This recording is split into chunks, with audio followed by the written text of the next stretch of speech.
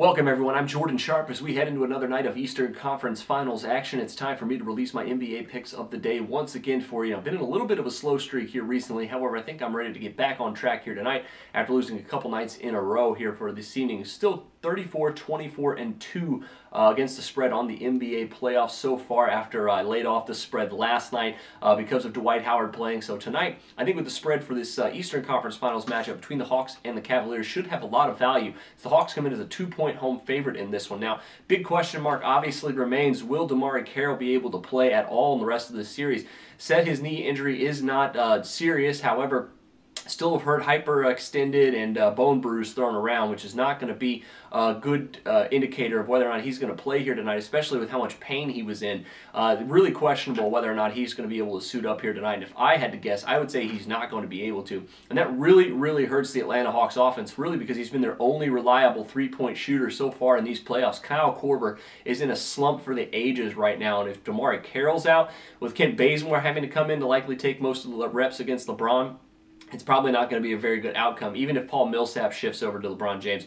LeBron was pretty much tearing up Millsap on the defensive end here in game number 1. I do not see that changing at all here in game number 2. On top of that, Atlanta has not been that great here recently as a favorite. They're only 4-9 against the spread in their last 13 games as favorites, dating back a little bit to the regular season.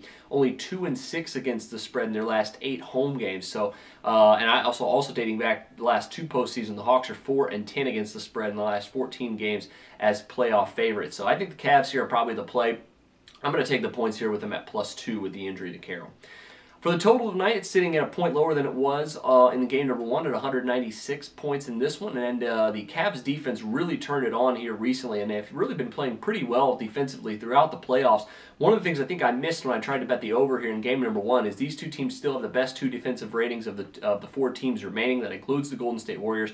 Both teams have better defensive ratings so far in the playoffs, and if that's going to continue for this series, I think we're going to continue to see the under here. I'm very happy that the sportsbooks did not recognize this as much as I thought they would after game number 1, only lowering the total a point here in this one. So I still think there's room to bet the under here between these two teams, and that's where I'm going here. Going to make a little bit of adjustment in this one.